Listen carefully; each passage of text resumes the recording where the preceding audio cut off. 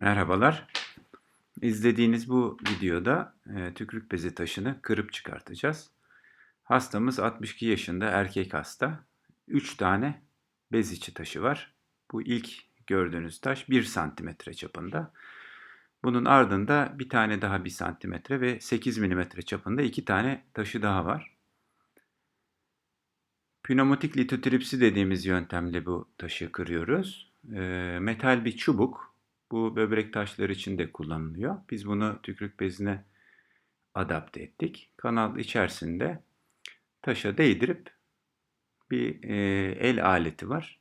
Bunun içerisine hava basıncıyla bir bilye vasıtasıyla metal çubuğa vuruyor. Bunu metal çubuğu biz taşa değdiriyoruz. Basıncı verdiğimiz zaman adeta hani çekiç ve çivi gibi taşı parçalarına ayırıyor. Gördüğünüz optik çapı yani hani ekran görüntüsü yaklaşık 1 milimetre. İçerisinde bulunduğumuz kanal çapı yaklaşık 3 milimetre. Bu uzun bir video, onun için 4 hızla göstereceğim. Aslında bu 4 saatlik bir vaka. Burada sadece kırmayı gösteriyorum. Kırma süresi 35 dakikaydı. Ama bu da çok uzun bir süre. Hani sizleri sıkmayalım diye 4 hızla yaklaşık 10 dakikalık bir video olarak göstereceğim.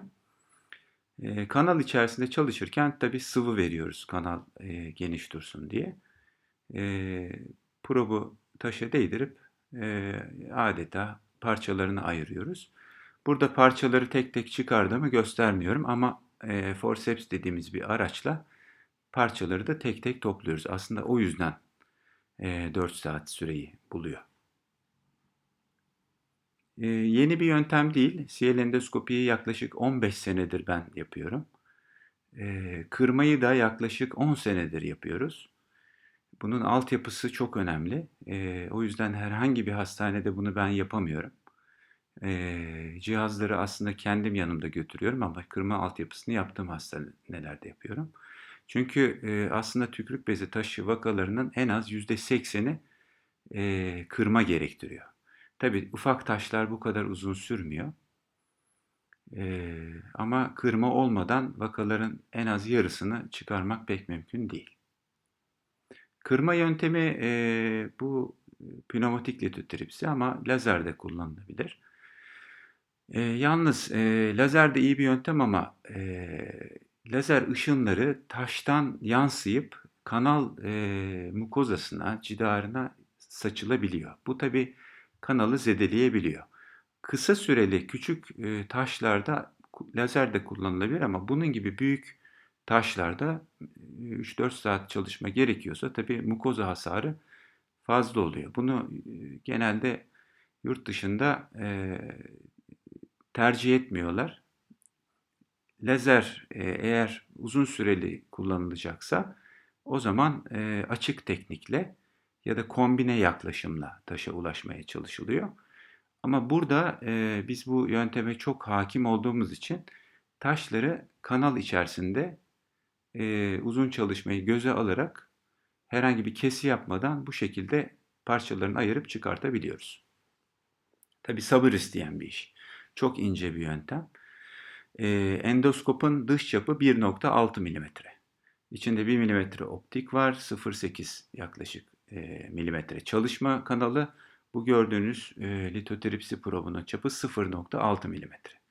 Bunu adeta hani kürdan içerisinden iğneyle çalışmaya benzetebilirsiniz. Bu yöntemde açık ameliyatın riskleri yok.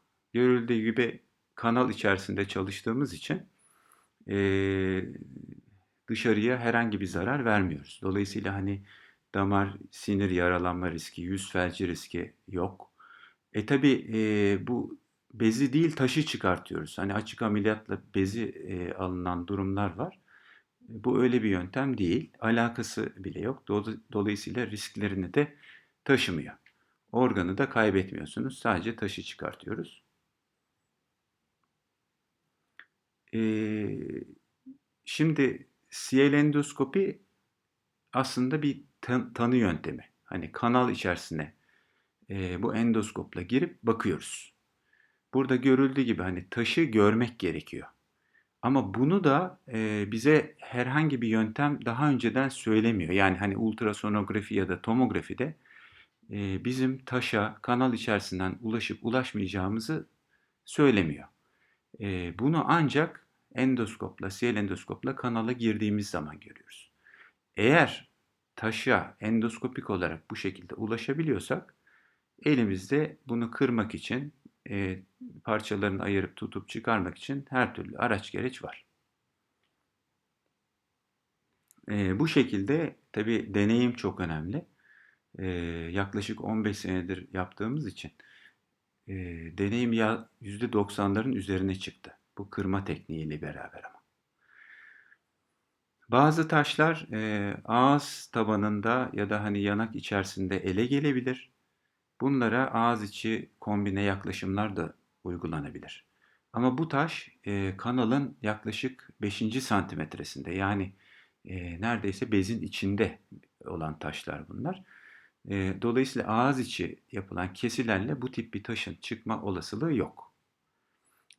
Ağız içi kesiyle taşın çıkması halinde bundan daha önde bulunan taşlarda tabii tekrar arkaya girip bakılması lazım. Çünkü bezin derinlerinde yine bu tip bir taş olabilir.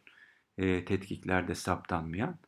Dolayısıyla tek başına ağız içi kesi önermiyoruz. Mutlaka bunun CL endoskopi ile beraber yapılması lazım. Yoksa geride bir taş kalmışsa gelecekte bu da bezi tıkayıp tükürük akışını engelleyip şişmelere yol açacaktır.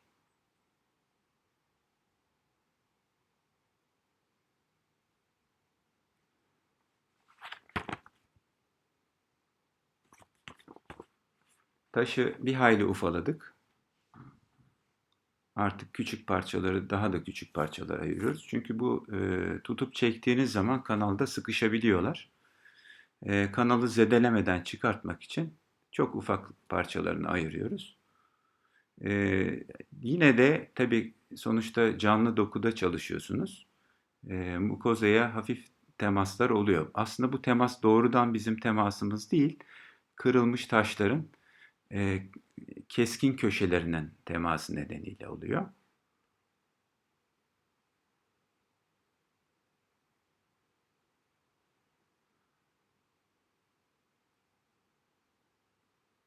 Bu hastamızın son taşı. 8 milimetre olan.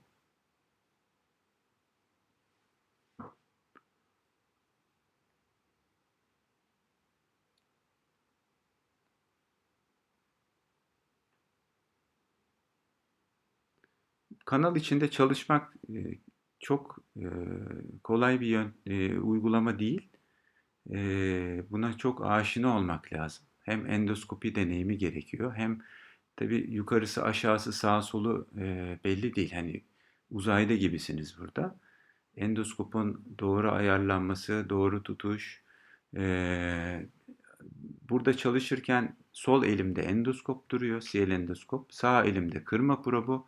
Onu çalışma kanalından ilerletip taşa değdiriyorum. Ayağımla da e, litotripsi, yani hani taş kırma aracının pedalına basıyorum.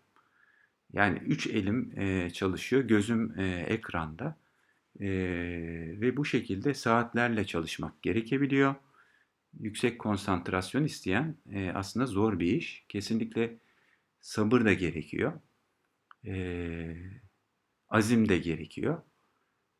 O yüzden aslında hani bir taşı kaç saatte çıkartacağımızı bilmediğimiz için ben taş vakalarında, önceden taş olduğunu bildiğim vakalarda mutlaka bütün günümü bu hastaya ayırıyorum.